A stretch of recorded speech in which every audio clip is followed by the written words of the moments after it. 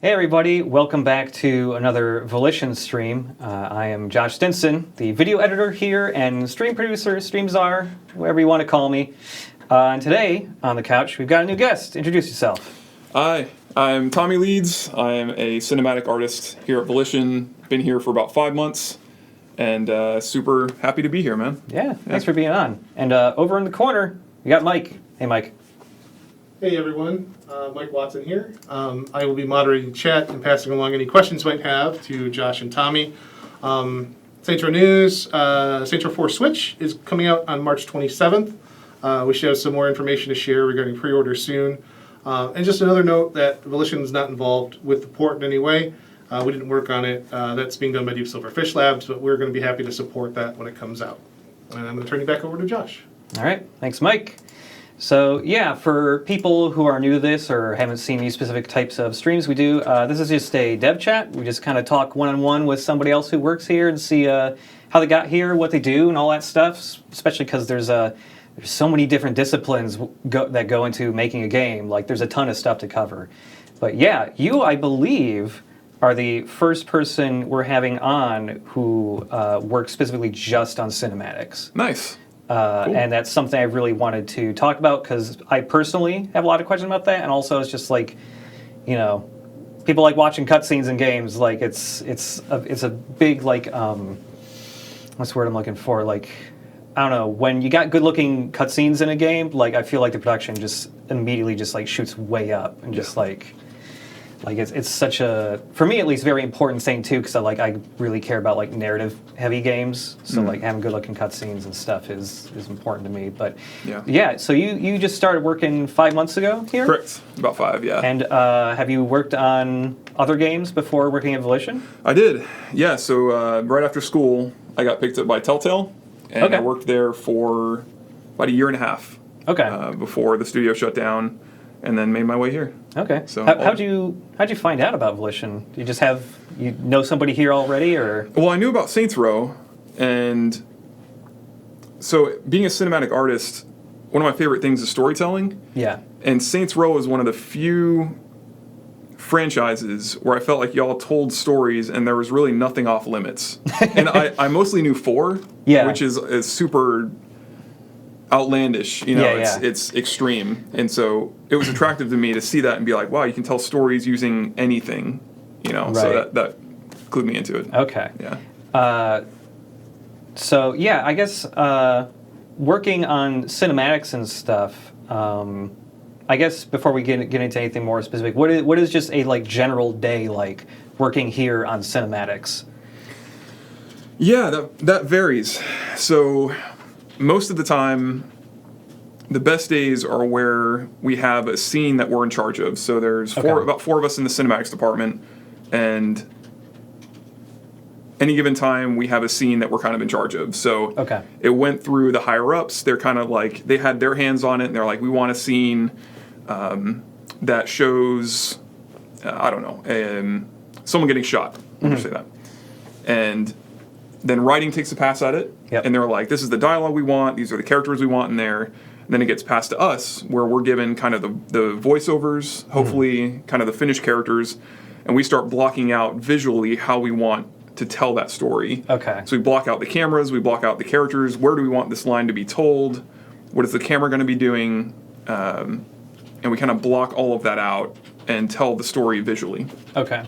So does that mean that you're also like responsible for like, do we do storyboarding here? We can do storyboarding. Okay. So some of the people on the team are more used to doing 2D. Oh, okay. I come from more of a 3D background, so all my Previz is done in 3D space. Right. But some of them just knock out storyboards, and they're like, you know, they kind of show the rest of the team, and we're like, yeah, that shot works. How about instead of that, you can combine that shot with this one and have the character there, and I think that would tell, you know, you want this to be a serious moment, so let's combine those. Okay. So it's a little more collaborative, but yeah, you can go 2D or 3D. Okay, interesting. Yeah. Feared Symmetry in the chat is asking, what is your favorite cinematic story bit that you've seen in a Saints Row game? Ooh. I guess either story-wise or just technically. Either already released Saints Row. Yeah, already released. Yeah, that's fair. So I've not played all of them. Yeah. So I will be upfront with that if I miss a super cool one. I'm most familiar with 4. Yeah. And for some reason, I loved that friggin' soda can. The giant pissed off soda can. Yeah. I don't know why. I just didn't expect it. And it was just I did not think that would have any sort of bearing on the story at all. And all of a sudden, I'm thrust into this epic fight with the giant soda can. The beginning of Saints Row 4 with the rocket sequence. That was mostly because of the music. Yeah, totally. But that stood out to me as well. Okay. Yeah. So yeah, I guess because especially now with games like cinematics, I feel like in previous generations, cinematics were always like you're doing gameplay, fades to black, fades into a cinematic, fades out, you're back in gameplay, and it was like a very, it was very compartmentalized generally. But now it feels like cinematics like get blended into normal gameplay a lot more than they used to. So like, what is so working on cinematics isn't just entirely just what people view as like cutscenes too, right? There's some like actual gameplay stuff you work on too, right? Definitely. Even more so now. I mean, back in the day, it was pretty much one or the other. Yeah. Coming from Telltale, our gameplay was our cinematics, and our cinematics were gameplay, and that was it. It was like that. Everything was wrapped up together. There were a lot of limitations with that, but it is really powerful being able to. And there are a lot of more recent games that have seamlessly combined their cinematics with gameplay. Yep. And it is a very powerful tool to be able to direct a player's attention. You have to take control of the camera away from them creatively, but being able to just seamlessly do that and tell a story and then bring them back into gameplay is incredible. Like, it's awesome. I guess, so, like, especially with cinematics that play, like a lot of games, like God of War, like Metal Gear Solid 5, there's a ton of games where, like, you'll be playing, and then the camera control is taken away from you, and then it moves in, and then now it's a cutscene. Yeah. And then at the end of the cutscene, the camera moves back to behind the character, and then you go back to playing.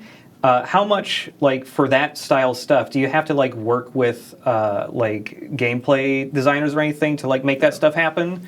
Yeah, I mean, best case scenario is you work together throughout the entire thing. Okay. Like, the last thing you want is to have cinematics or gameplay take a pass first, and then they kind of, like, chuck the ideas over the fence to the other department, and they're like, I guess we have to somehow incorporate gameplay into this, or cinematics is like, well, we have to find bits to force a cinematic to happen here, because there is a story beat that needs to be told here, but it doesn't really fit the gameplay. So it's always best, and it's that way with anything. I mean, I hope to work with writing throughout the whole process, with gameplay the whole process. I think that tells the best story overall. Okay. Yeah. I guess, doing all this camera work and stuff too, before you started working at Telltale, was Telltale your first place you worked at? It was, in the industry, yeah. Did you go to school for like cinematography or anything like that? Game art. Game art, okay. So it was kind of a generalist 3D. So they trained me as a University of Advancing Technology in Phoenix, Arizona, super small school. Okay. They taught us modeling, texturing, rigging, animating, a little bit of VFX, very general. And then from there you kind of find the thing that you like the most and then pursue that. However, cinematography was not anywhere in that. Telltale taught me all of that. Oh, really? Yeah, it was really... Wow, that's interesting. I didn't know much about cinematography at all. Okay. Was that kind of just like a crash course on that stuff then when you first started working there? I didn't even know what a lens was. Oh, man! I was like... Actually, because this is like a little bit of a commonality with like what I do here. Like, when I first started working here, I was just basically, like, I was the associate video editor, and I was just like, I knew stuff about video editing from freelance and YouTube stuff I did, like, before I started working here, because this is my first game industry job, and also, like, my first job out of college. But, like, once I became, like, the video editor here, I suddenly just had to, like, start learning a lot about cameras and lenses and that stuff. And I'm still learning about that stuff, but, like how much like knowledge about real lenses and that stuff, does that like actually help like making cinematics for like in a game? Lenses? Yeah. Yeah, you wouldn't think it would. It's one of those things that's just, it's not really talked about very much. You think about a lot of times when you look at a cutscene, they'll talk about the composition of a shot. Yeah. Like what is in the shot. But the lenses can distort space or push it together. Right. And so if you have characters that are blocked a certain way, but maybe there's a romance happening between two characters, you don't want to change their blocking. However, if you cut to a two-shot of them, you might want to have a tighter lens to bring them spatially together. Yeah. In the shot, something like that. Okay. Yeah. Because it's I'll ask you about like the tools you use for that stuff in a little bit. Yeah. But it's just like I have my own capture tools, and I've worked with programmers on our current project to kind of update them and add like more functionality to them, so we can get like different types of shots than we could before. Mm-hmm. But like one of the things I noticed was like somebody changed the slider I can use that changes depth of field and all of that. Yeah. And it used to be like these really arbitrary units, and now it's all the settings are based on physical lenses. Yeah. And suddenly, like for me at least, now that I know like what the deal is with lenses, it's just like way easier to like dial in exactly what I want and stuff. Yeah, yeah. So like with your tools, is there anything that's like kind of referencing like real world cameras or anything like that? I know at Telltale we had a lot more of a robust system for that. Mm-hmm. Here, most of the work we do is in Maya, and so it's kind of out of the bag. Most of the stuff with Maya and depth of field and stuff like that kind of comes later, but it is something that you kind of have to think through initially, though. I mean, you really do. Like if you're thinking about a shot and you want to rack focus, you need to be able to do that. And Maya does have out of the box depth of field stuff. It's nothing. I don't think it's very simple to use, but that is something you have to consider, though, for sure. Okay. Yeah. Yeah, it's just interesting to think about, because it's like with doing cinematics for anything 3D or with a game, there's a lot less limitations to what like the camera itself can do. Like, you can have that thing. Yeah, you can do fly like off into space in a second and a half. Yeah, whatever you want it to do. But like, is that freedom nice to have, or sometimes like working with limitations? Like, would you prefer to have that sometimes? Yeah, one of the first lessons I learned at Telltale was to treat it like a real camera. Really? Okay. That makes it more cinematic. Huh. Keep it grounded, and it's nice to have that freedom. So you think about it, like the genre of Saints Row is crazy. So your camera moves, you can break, what you could do in real life. I mean, you can break that, and in a Saints Row game that would fit. Yeah. But if you're doing, like at Telltale working on Walking Dead, you kind of want to keep that very grounded, because you don't want to take the player out of that realistic setting. Right. Realistic for zombies, but the present moment. Yeah. So it's nice having that power, but you have to, most of the time you want to keep it grounded. Okay. Yeah. That makes sense. We have a question.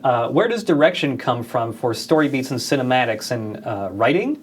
How much freedom does a cinematic artist have to achieve a result? Yeah. Most of the time, writing has a lot of impact on a scene. However, very frequently, we'll run into a situation where the cinematics team will feel like we can tell a better story if we show what writing is trying to achieve through dialogue. Right.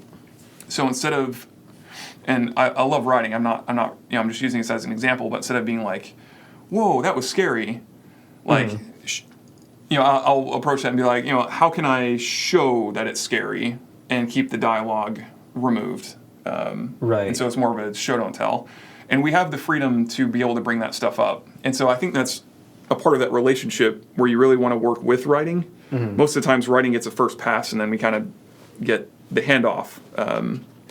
But you want to have that back and forth, because you both, the writing is the dialogue, we're the visuals, and they need to work together. So you have a say. And it's nice to be able to throw ideas in there to make it. Yeah, totally. It's been a thing I feel has been brought up multiple times now. We've had people on for dev chat streams, but like one of the, I can ask you this too, because you've only been here for 5 months, but you may have felt it already, that like our studio's like a kind of an interesting like size, because it's like we have a good amount of people here, but it's not so big that it's like not possible for your feedback to be like taken into account. Like it feels really feels like even when it's a discipline outside your own, you can give your feedback and like kind of collaborate on that. So definitely, yeah, that's a strength. Yeah. Yeah.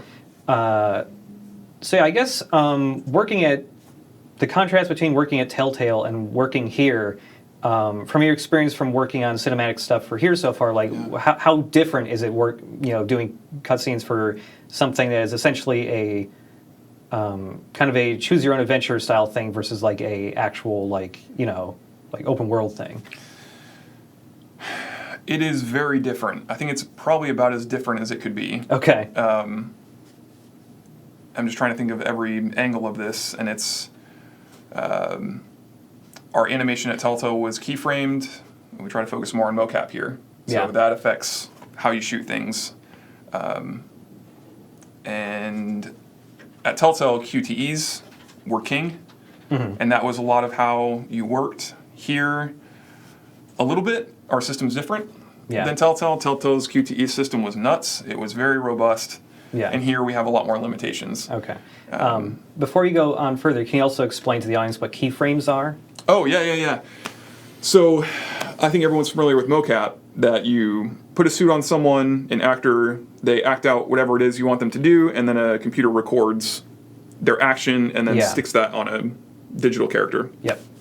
Keyframing is where no mocap, but you have a character with a skeleton inside of them, and you bend, they have maybe 50 joints, and you go in and you kind of manually rotate their body to achieve, let's say you want, their arm starts out here and you want it to go here in 20 frames. Yep. And so you put a key here, and then 20 frames later you put a key here, and then your computer will interpolate the difference.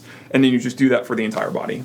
Okay. And so it takes a lot longer to do, but generally there's a lot more style to it. Okay. Mocap is more realistic. Yeah. So I guess for certain types of games, keyframing for cinematics would actually probably be the better choice, depending if it were more cartoony, I guess. More stylized. Yeah, more stylized. I guess I definitely wouldn't describe The Walking Dead as cartoony, but yeah, it's definitely a lot more stylized, like it is. Yeah. Like that's actually kind of interesting because it is stylized, but it's still close enough to being realistic that like getting the style right for that must have been like a challenge. Yeah, they went through. I mean, that's even as far as like art direction is like, what is the lighting like? What are the color tones? Yeah. And then on top of that, and we did a little bit of mocap at Telltale. I think for like the zombie movement and stuff, instead of having to keyframe that. Okay. They kind of just did that in house. I mean, I think keyframing it's different. It tends to be, I don't know, the better way to go. I think you have more control over it, but mocap it's really cool too. Yeah. So it just depends the look you're going for. When you're working on cutscenes that are utilizing motion capture, are you just blocking out the scenes and the camera movements and stuff, or is there any opportunity for you to go in and like change like any of that animation of the mocap, or is that basically like what you got there is like what you can use?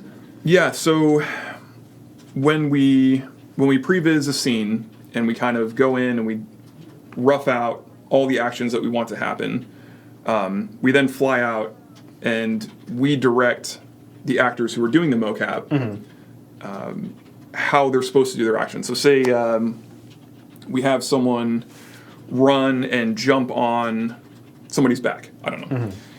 And then for us, we're like, we go to the mocap shoot and we're like, let's have 5 steps and have you kind of hobble a little bit and then jump onto the person's back.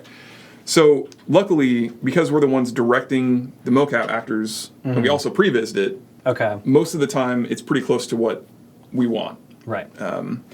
However, we do have the chance when we send it out for animators to work on it, we send a very detailed document.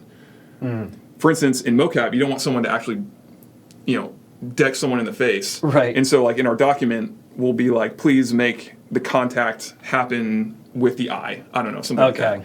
And so then we start getting into the controlling the very detailed stuff. Right. answer your question? No, yeah, it does. It's because I've always wondered, like, especially if you were ever motion capturing fight scenes where it's like obviously they have to fake the hits, like, how you actually make that look like it really connects.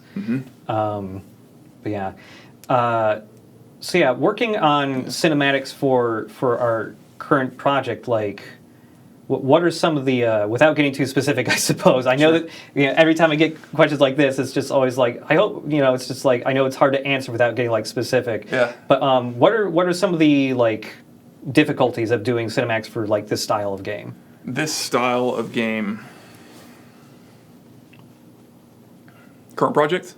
Yeah, because like you spoke about doing keyframing and stuff for The Walking Dead, but what are some like different challenges for this? Yeah. It's a lot of action, more action, a lot of stunts.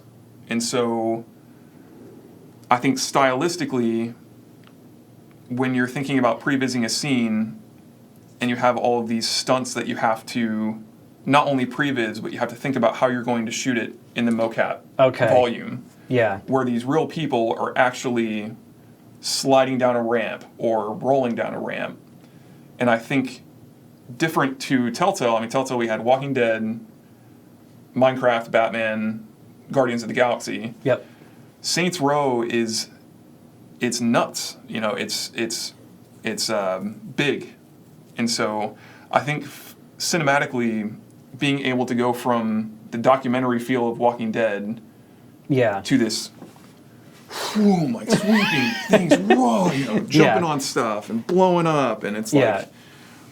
I think that's the biggest transition and challenge for me being newer here. Is I'm not used to that. Okay. It's fun.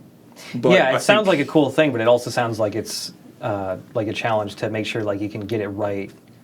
Yeah, and make it feel good. Yeah. And not lose the player amidst all these big moments. Right. And being able to stabilize it. Yeah. Yeah. I guess so. Yeah, when scenes like that are being planned out, have there... How do I phrase this? I guess it's like, especially with action scenes or anything that's like super stunt heavy, are there times where you have to stop and think like, wait, is this something we can actually have a mocap actor do physically? Yes, all of the time. Okay, because I know like even if you were still having a fairly grounded video game that like had action, like regardless of what it was, it's just still it's a video game. Like the stuff you're asking for is going to be hard for a real person to do, even if they're a stunt actor. Yeah. So it's. I've always tried to wrap my mind around that stuff, especially like I guess maybe this would be more of a question for an animator, but. There's definitely certain actions that, like, regardless of whether or not you have a stunt person or not, it's like a physically impossible thing to do. Is that still mocapped for cinematic, or are there certain parts for cinematics just hand-done animations because it's something that, like, would just be way too hard to do physically in real life? Yeah, there's one specific thing I'm thinking of, and you do the best you can. You do record it in the volume, but you really have to think creatively. What data you need to be able to send to animation to give them the foundation to then keyframe on top of that. Okay.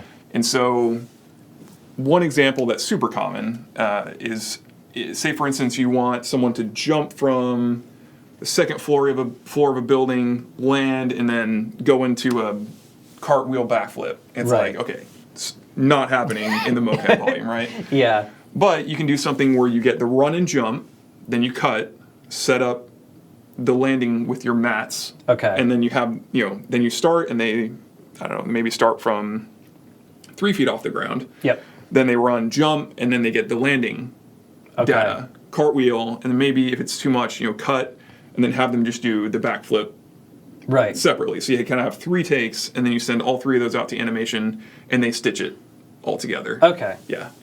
Yeah, because I've always, like, there's plenty of games where it's just like, you tell it's mocap generally, but then it still looks great, but it's just like, I don't think they could have mocapped that entirely. Yeah, it is, and it's Saints Row. It's like, dude, it's crazy. there's a lot of that stuff that you have to think how you're going to shoot it. Right. Yeah.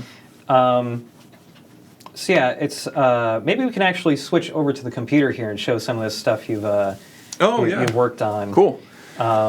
I guess we'll show some of this final stuff that you've worked on before we show that Previz thing. Right on. But so yeah, you've worked on several Telltale games, including the final season of The Walking Dead. So what was it like? What was it like working on The Walking Dead specifically? Like, how much? I guess especially because it's all like already a property. Like, there's a TV show and a comic book and all that. Like, how much freedom did you have for this stuff compared to like something that may not be like a licensed property? Yeah. Is there more like direction coming from other people saying like, this is The Walking Dead, it has to be like this? Yeah, it kind of depends on when you go from franchise to franchise, just how tightly they want to control. Okay. How you tell the story. Usually the storytelling, the writers pass the script off to the owners like DC for Batman. Okay. And they give the go-ahead on it. But as far as how we shoot things, they will sometimes tell you kind of, don't show this, don't show the hero as weak or something. Try to avoid kind of more general notes. Okay. And you consider that going into making a scene. Okay.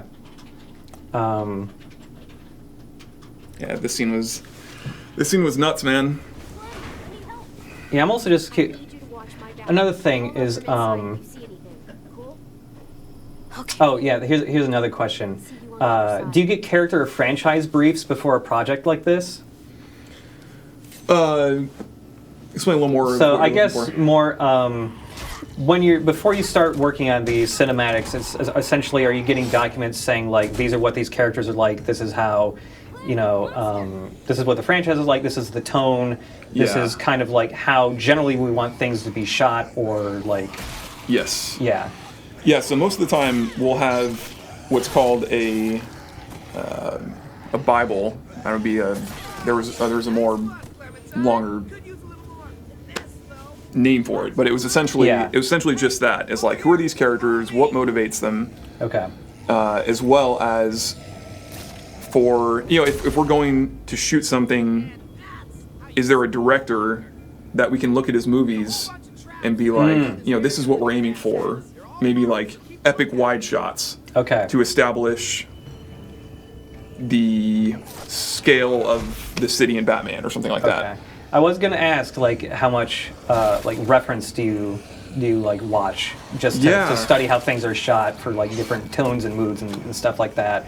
It's really helpful because we had, at this point, this was after the layoffs, the first round of layoffs at Telltale. Okay. We had maybe 25 cinematic artists, and you have all of those people creating all of these scenes back to back to back to back. Right. The last thing you'd want is to have those looking like they're shot by different people.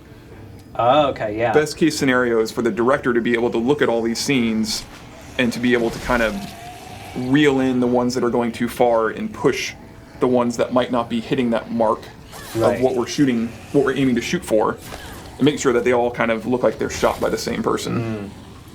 Something I've been curious about, because I remember when the most recent God of War game came out, a thing that got touted and other people were like impressed by was the fact that game was essentially like a one-take game. Yeah.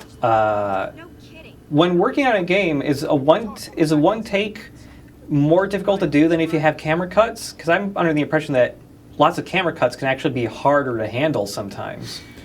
That's interesting. I haven't thought about it like that.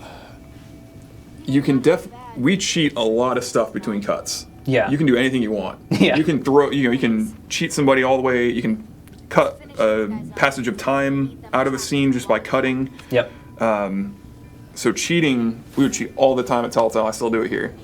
So it gives you a lot when you cut. However, I think the one shots. You are kind of given your limitations, right? You know it's going to be one shot, and you know that you can't cheat going into it. Okay. So then,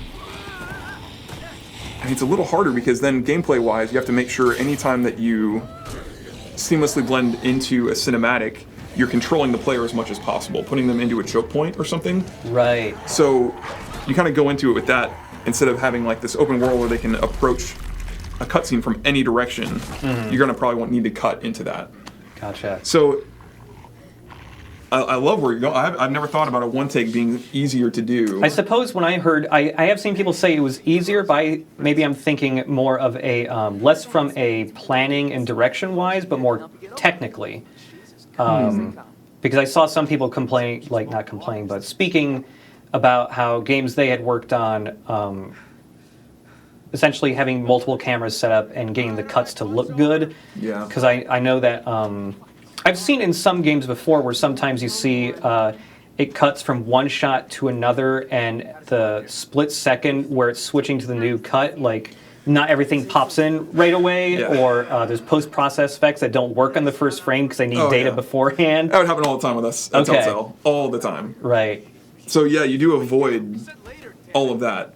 Yeah. Which is, it does help with those technical issues, and sometimes you just you'll never find it's inconsistent. Sometimes there's a pop in a cut, other times there's not.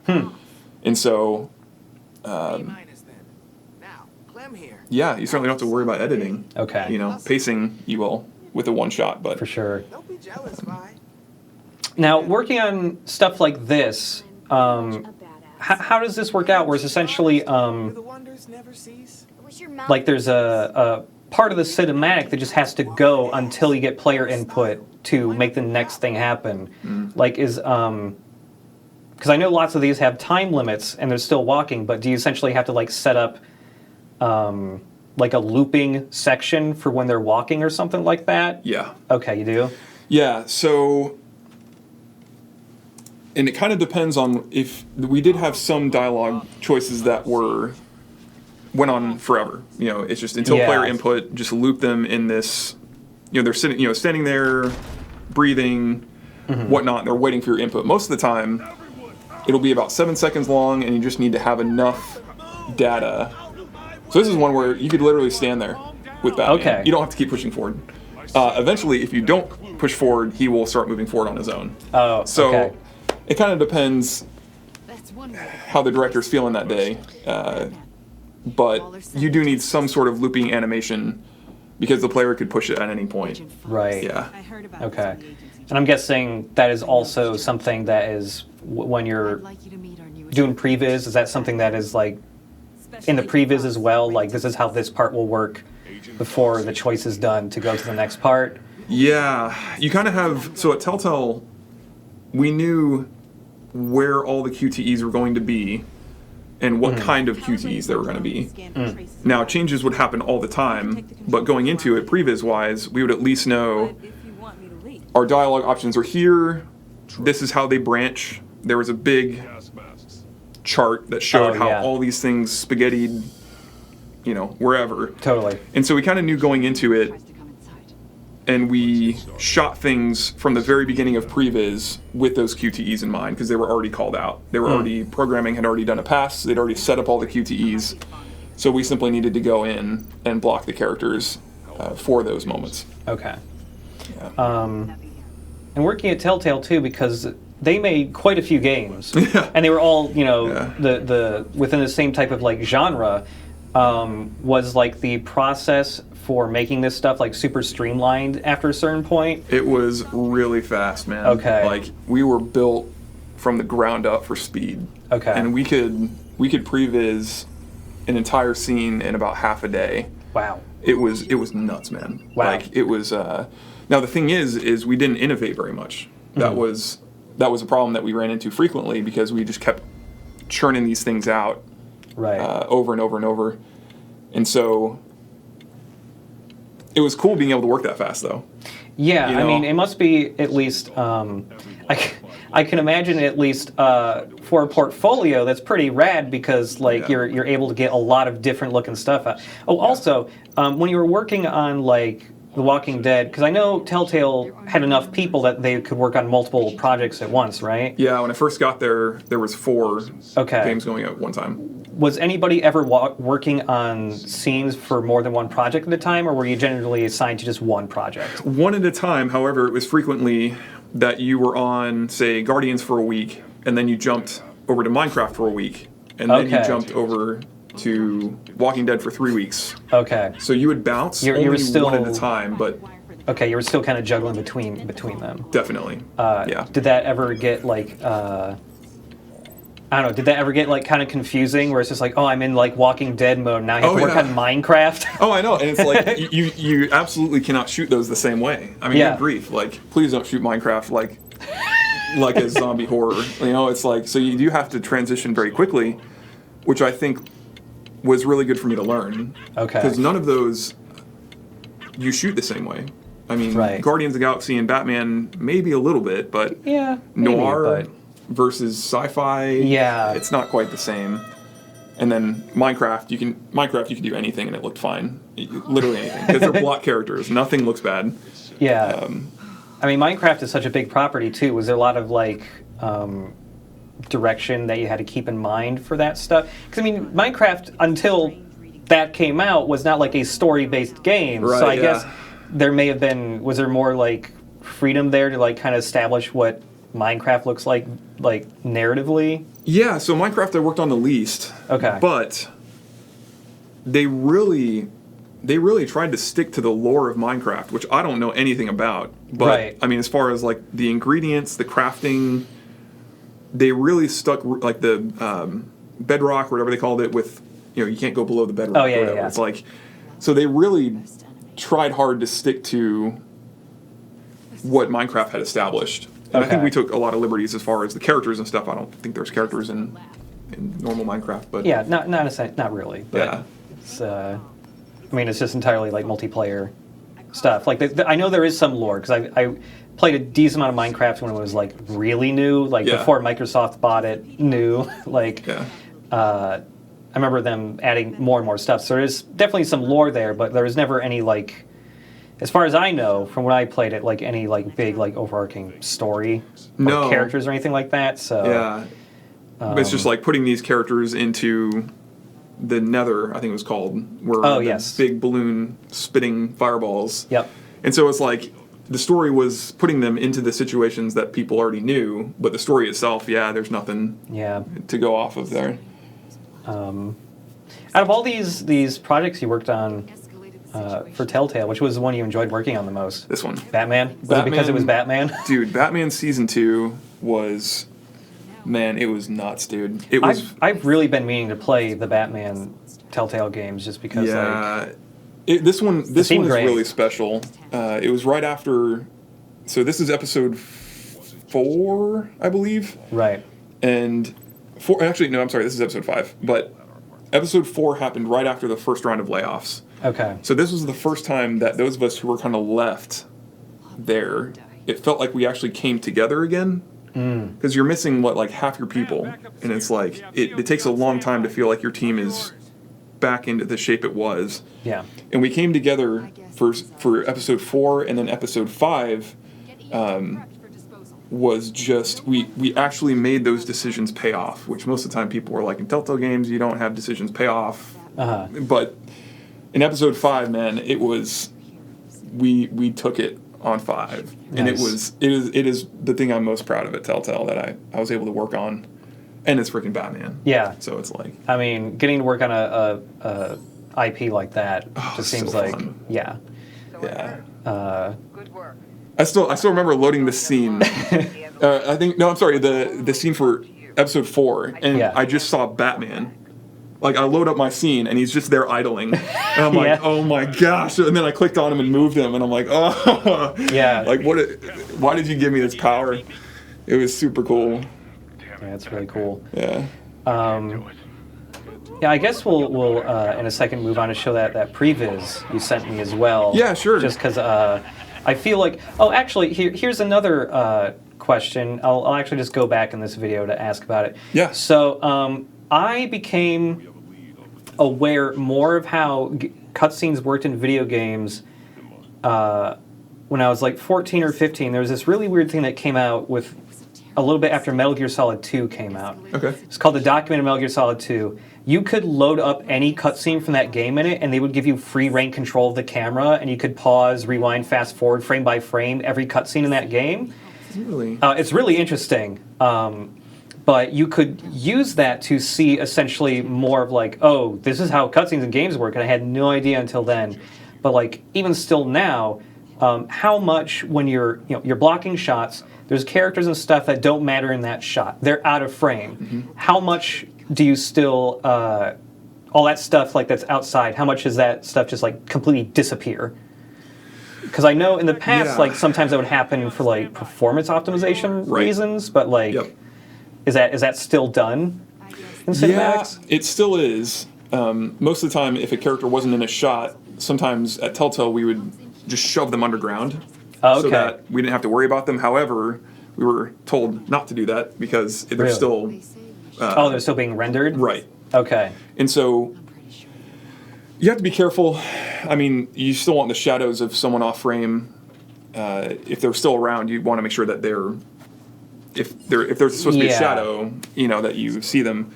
But yeah, you still try to cut out what you can for performance issues. Okay. Yeah, I feel like that's always going to be a thing. I don't know why, but... Yeah.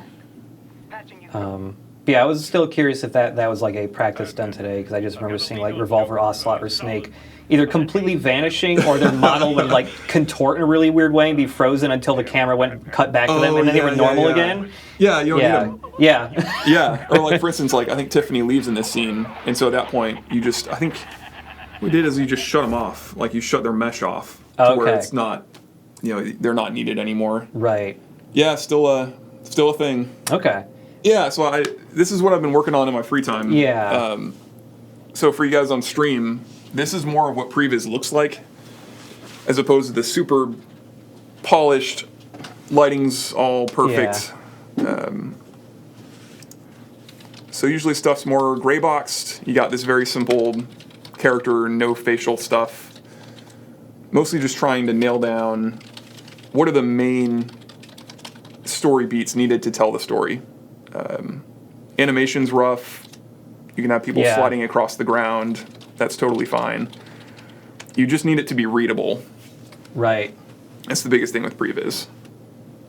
So they're like, that looks ridiculous. Like it's never, but you look at it and it's like, okay, like, I can understand roughly what's happening. Yeah. Now, how much of this, like, when you're doing the Previz and, this is just kind of how you're, like, figuring out how to, like, block all this stuff out, how much, is this basically just, like, you kind of think scene by scene, like, oh, this is what I want to have happen next in your head, and then you just do that and see if it works out, or?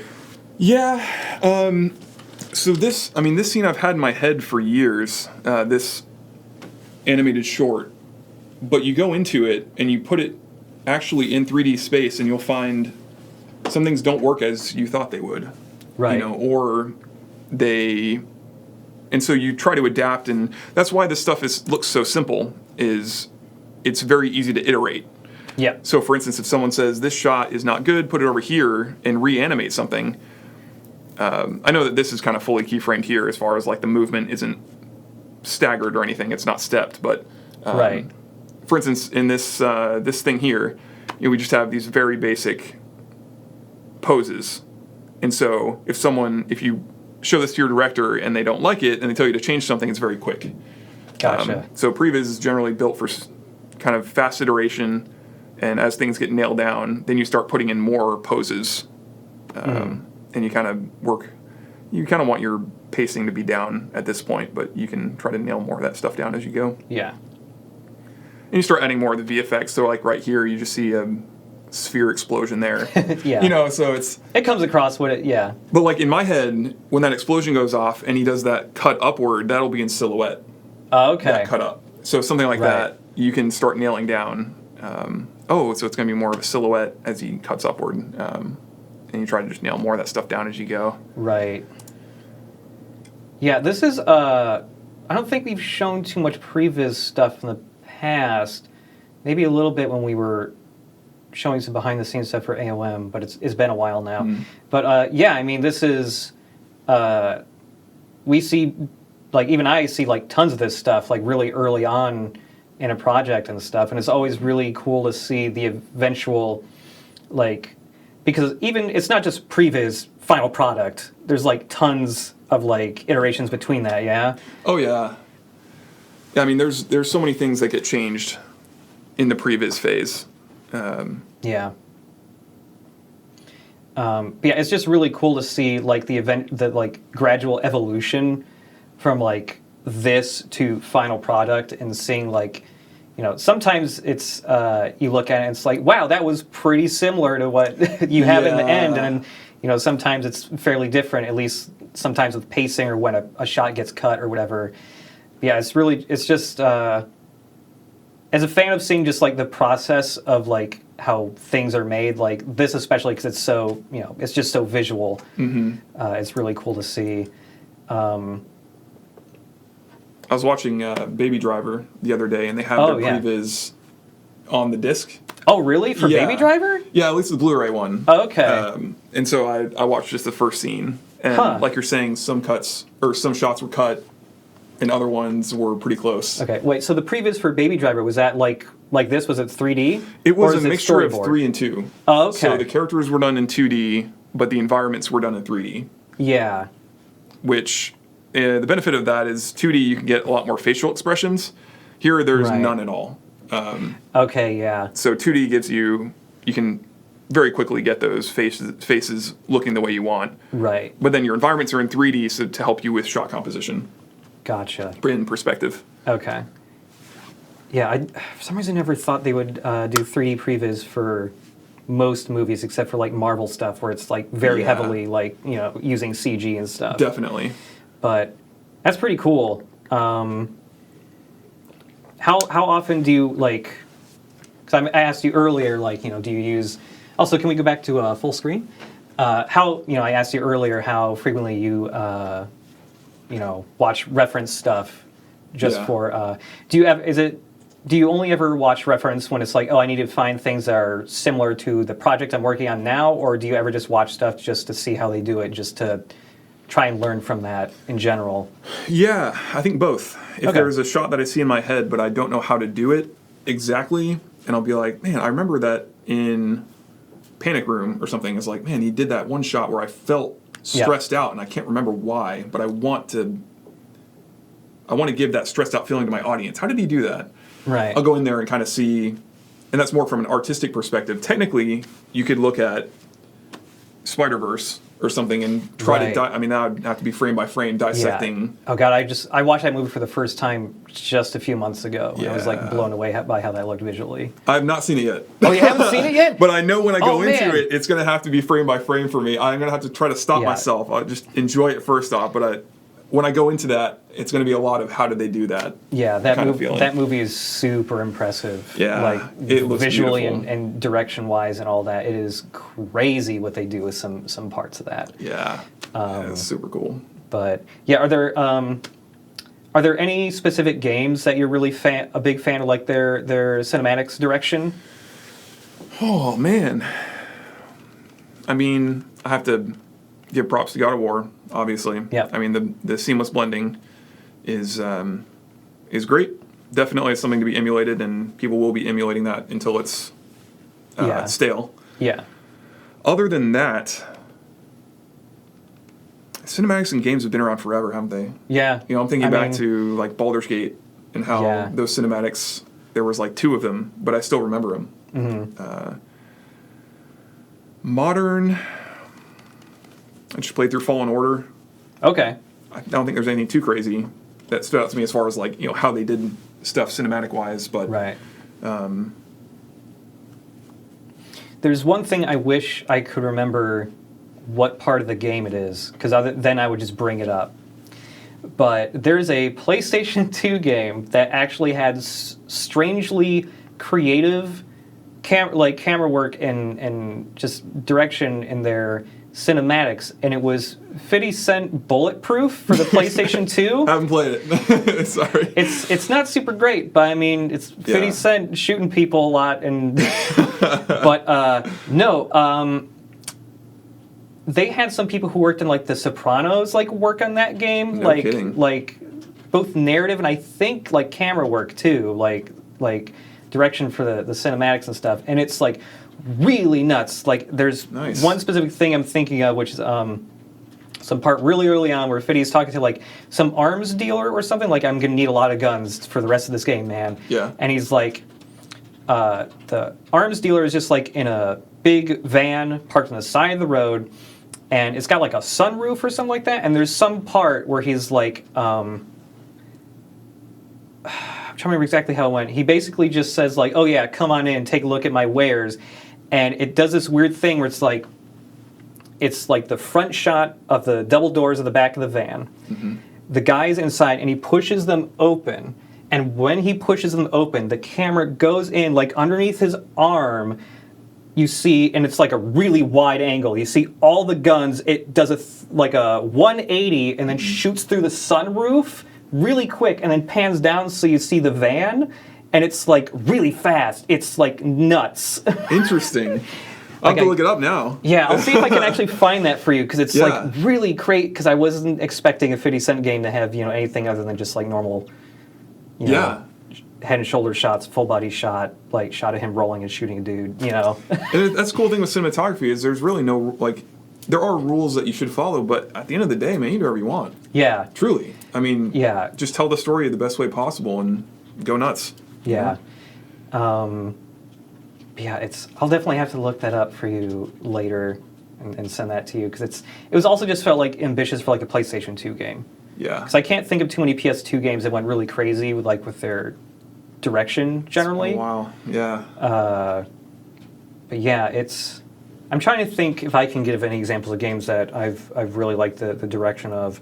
I don't know. I generally feel like Naughty Dog's stuff has looked pretty good. Pretty good. Recently too. Yeah. Especially with like 4. I'm curious to see what The Last of Us 2 is going to look like. Yeah. I know a couple guys over there now. Oh, really? You do? Yeah. Nice. With Telltale shutting down, it's one of the benefits is, I'm sure they're making some cool stuff. Where was Telltale, by the way? I forget where they were. North Bay area. Oh, okay. By Sausalito. Okay. Yeah.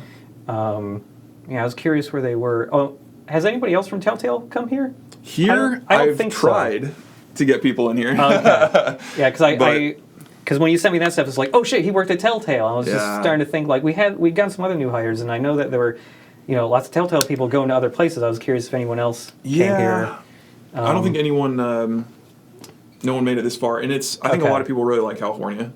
Yeah, and that's where the jobs are, and I get it. Yeah. So I think most of them stayed on the West Coast. Okay. Yeah.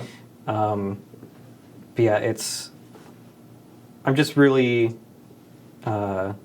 interested, to see like where cinematics go in the future too, like, because especially now that now that cinematics are getting more and more integrated into gameplay seamlessly, like I wonder how far that can like get pushed. I've always thought VR was the next step, and I think that is gonna. Oh God, yeah. I think that's the next step. Yeah, VR. Like, are you interested in Half-Life Alyx coming out?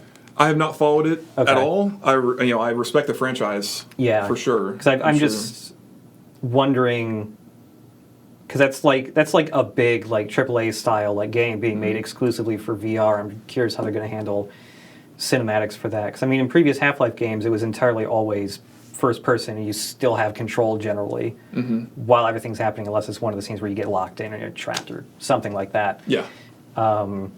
It's cinematics for VR seems really hard. I mean, if you're going POV, then which most of them do, understandably, you're going to have to take control. Same with God of War somehow from them, and I think there's so many cool things. I've not explored VR too often, but it's like, man, to actually stick your player in the world and tell a story through cinematography through their first person is super cool. Yeah. Personally, I think that's freaking cool. Like, I wonder how disorienting it would be to do more traditional style cinematics in VR. I don't think cutting's the right move. Yeah, I'm really wondering how awful cutting would feel. I'm curious to put myself through that to see how sick I get. There is, it's not quite a cinematic, but I still think it's a similar feeling you would have to like a cut in a cut scene, a camera cut. There's a game called Super Hot that like... yeah, I've heard of it. There's a part where it just one frame like cuts you to being somewhere else without like taking, It's like you're just there and then you're somewhere else, and they literally put you on the very edge of a place with like a 300-foot drop right in front of you, and that was incredibly disorienting. Like it was definitely intended for that part, but yeah, I'm just wondering. I just feel like careful. Yeah. I mean, you can do something to where you dip to black or white and cut on that, which would not be as disorienting. Yeah. But like hard cutting, it's interesting, isn't it? Yeah. To think about how that would feel. Yeah. Also, because you talked about, lots of people in Telltale mostly staying in California because that's people like it there, and a lot of the games industry is over there. But you came out here. How do you feel about Champaign? Champaign's great, man. I think 3 people the first week I was here asked me why in the world I'd moved from California to here. Yeah. And I was like, "Are you kidding me? Like, my commute was terrible in California. Yeah. The cost of living was high, and there was it was just expensive. Everything was expensive. Yeah. And so being in Champaign is like, man, I wish more studios would do it. Just get out of this. I mean, geez, I don't want to spend an hour one-way commuting. Yeah. I get to work and I already feel like I'm an hour into my day. I got to start fresh, Like, there's a lot of snow out today, and it still only took me 8 minutes to get here. Yeah, I could just, truly, I could just walk if I really needed to. Me too. The weather in California is just breathtaking, right? That's like, it's always amazing. Yeah. And so I miss that a little bit here, but man, it's pretty great being out here. Yeah. Truly. Yeah. It's I don't know, it just feels lucky, like where Volition is, because it's like you think of the Midwest, you think a lot of just like farms, flat. That's like, I'm from Michigan, that's what it is essentially. Yeah. But like being like this like little like college town, really helps. I mean, the food's amazing. There's stuff to look at. Volition's also downtown, so like you can just walk outside and then there's food. So and people are always walking around. It's active. It's a very interesting city for sure. Okay, it's almost 5 o'clock, so I guess we'll wrap up. I'll ask you the last couple of questions we ask most people here. What are you playing? You playing anything right now? So just finished Fallen Order, which I know one of the cinematic directors over there now, or senior cinematic artist from Telltale. He's my former director. So I wanted to play through it to see his name in the credits. And it was fun. I grew up playing Dark Forces and the Kyle Katarn games. So it's fun playing another single player. Other than that, I don't have a ton of time. I mean, I try to work on my Previz and stuff in my free time. But looking forward to Baldur's Gate 3. Oh, God, right. Baldur's Gate 3. I forgot about that. That's a big one. I also know the cinematic guy over there. So, nice. Yeah, that's going to be awesome. Other than that, Overcooked with my wife. Overcooked is really good. It's pretty good. Have you ever played Cook Serve Delicious? I've heard of it, but I've not played it. Okay, if you like Overcooked, you might like that game as well. Is that like couch co-op as well? It does have a co-op mode. At least the latest one, which is 3, that just came out, that definitely has co-op. 2, I think, has co-op, and both 1 and 2 have like a versus mode. Okay, too. Cool. It's still like restaurant cooking themed, very different from Overcooked though. It's not like chaotic running around throwing food at each other's faces. It's more it's super fast paced. It kind of feels like if WarioWare was about food. That sounds fun. But yeah, you have a queue of orders coming up. You like choose what foods you're going to get, and each food has like its own kind of like mini game to like making the food. But like there's a whole list of ingredients, and you have to pay attention to what they're asking for. So you like, burger, you would hit like T, like L for lettuce, T for tomato, B for bacon, and all that shit. And you have to do it in the right order and like get it out in time before they're mad, they just leave the restaurant. It's like it sounds cool. It's a crazy fun game, and it's also like if you play it for more like an hour, you're just like you get really tired because it's so like mentally demanding. Yeah, WarioWare was always really fun for me. I'll check that out though. Yeah, Cook Serve Delicious 3 is a post-apocalyptic food truck game. Also, by the way, so you're specifically in a food truck. There's dueling food trucks that have like guns on them, so you're shooting each other while you're cooking food for people. It's crazy. That's awesome. The first 2 games are not post-apocalyptic. They're just, you're running a restaurant, but the third one's pretty nuts. Nice. That's cool. And yeah, I guess the other thing is just, you've been here for about 5 months now. What do you think about Volition? It's good. It's interesting. I'm still getting used to a lot of the changes. Telltale was very quick here. It's an actual full-length game with a full-length span of time to develop it. So there's a lot that I'm still getting used to, but it's a good place. I'm learning a lot. The mocap shoots are super satisfying. They exhaust you very quickly. But it's super satisfying to see your vision actually in front of you with these actors acting it out. And so that's been just the coolest thing. So I feel like I'm in a pretty good spot here. I'm enjoying it. I like the product, and I'm actually excited about what we're working on, which is good. I've not always had that. So I mean, I've seen lots of previs for like cinematics for our game and stuff, and even just seeing the previs is just like really exciting. Nice, that's good to hear that. Yeah, it's just a big part. Like I mean, this is only the second project I've worked on ever, but like one of the things for me, like for some reason, like a game starts feeling more real when the cinematics are in some point. Like, oh, here's like the story, here's like some of the like, you know, the main quest or something like that. Once that stuff starts to like link up a bit, it's just like that's when it starts to feel like a real thing to me.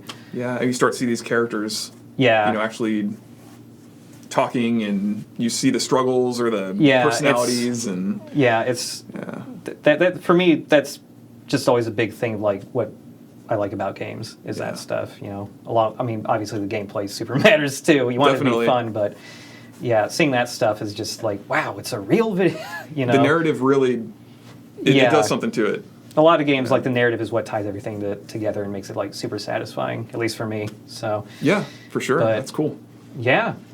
Thanks for being on, man. Thanks for talking about fun. I really can't wait like later on when we can like actually like show more of like the process of the cinematics and stuff, along with all the other disciplines and, you know, how they go from start to finish and all that stuff. Like actually showing like the previs, the mocap, what it turned into. I have personally, I'm sure they're going to be like on, you know, a bunch of other people's computers and on servers and stuff, but like whenever I've gotten a previs or seen it in game or something, or I have to make like, I'm the person who makes like the little temporary Bink videos of the previs to put in the game. Oh, okay, so I essentially have to watch all the cinematics and stuff doing that, but whenever there's like a new version that comes in that's noticeably different from the last one, I save it and like document the date and all that stuff, just so that I hope someday we can show like the huge change between all that. That's a good idea. I'm glad you're doing that. That'd be super cool because it's, I don't know.